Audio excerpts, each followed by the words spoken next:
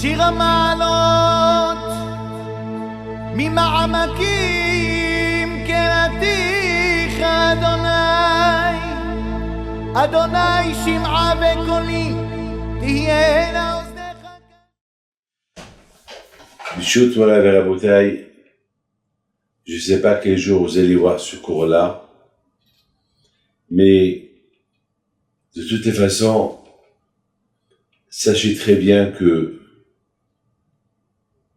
j'ai beaucoup changé.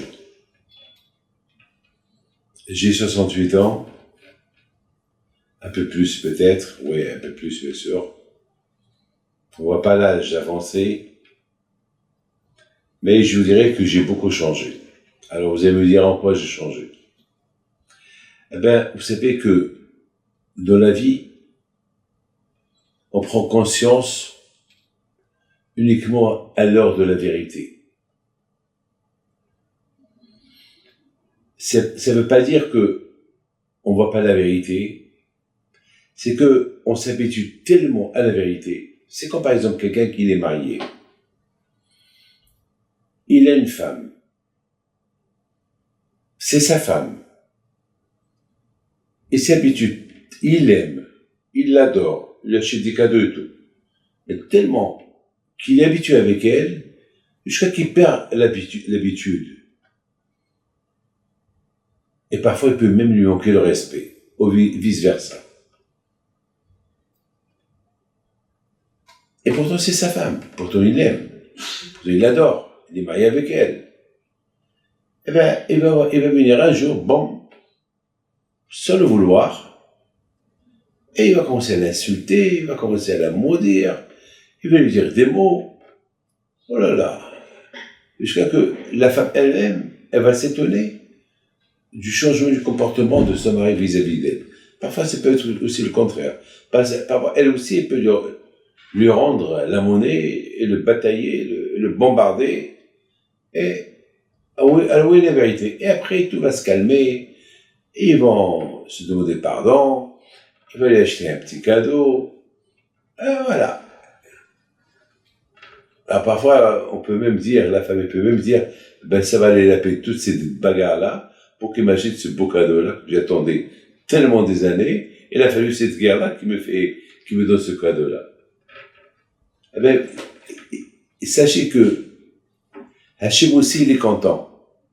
Lorsque, parfois, on est un peu en faute, alors qu'on sait que on l'adore. Par exemple, à Kippour, on fait la paix avec le bon Dieu.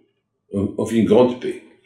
Et on lui demande pardon, et à tel point que Hachem, vers la fin, il nous dit, bon, allez, je vous pardonne, allez, rentrez chez vous maintenant, et mangez, et à bientôt. Si on va se voir à Sukkot ensemble dans la Soukha. On sait que dans la Soukha, quand je vois il est présent. Alors, à Boudaï. Mais malgré tout, après Kippour, il arrive qu'on va faire une petite faute. Mais bon, Hachem, on se pose la question comment? On vient de faire la paix avec le bon Dieu. Attends, on connaît que Hachem. On a tellement crié à Kippour. Hachem, moi, Elohim. Hachem, c'est le bon Dieu. Hachem Melech, Hachem Allah. Hachem Melech. Hachem, on chante. Maintenant, voilà comment? Tu as demandé pardon, il t'a pardonné. Vous êtes réconciliés. Qu'est-ce qui se passe? Pourquoi tu fais une faute? Qu'est-ce qui se passe?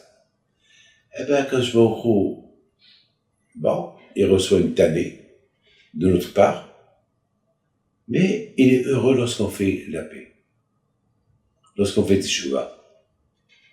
Et quand je me retrouve, il nous dit, eh bien, ça valait la peine que vous avez fauté pour faire teshuva. Il faut pas que ça se produise. De temps en temps, parce que Dieu préserve, il faut pas avoir, n'oubliez pas que Dieu préserve. Il faut pas s'habituer, le bon Dieu, on ne joue pas avec lui. Si on dit, je vais fauter pour faire tes chevaux. Non. Ça, c'est de temps en temps, si tu l'as fait sans le faire exprès. Mais quelqu'un, par exemple, qui faute exprès, il va prendre une cigarette, il va l'allumer Shabbat, il va dire, bon, je vais demander pardon au bon Dieu, ça, le bon Dieu ne pardonne pas. Que quelqu'un qui dit, bon, je vais voler après je lui rends, ça, le bon Dieu ne pardonne pas.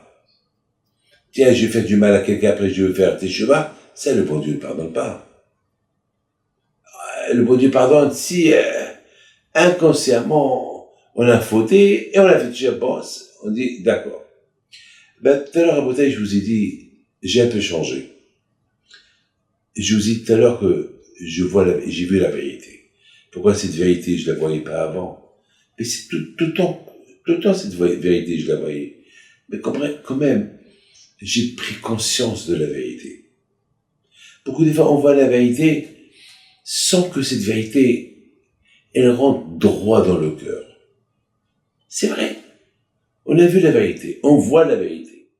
Mais c'est pas une vérité qu'elle rentre dans le cœur, qu'elle te fait un tampon. Voilà. Comme par exemple, est-ce que tu as signé un chèque s'il n'y a pas d'argent dans la banque? Ah voilà, le chèque, il est vrai. Ta signature, c'est un chèque. Mais s'il n'y a pas d'argent dans la banque, à quoi ça ce chèque-là? Et il est impayé. C'est comme quelqu'un, avant qu'il est mort, il a fait des gros chèques.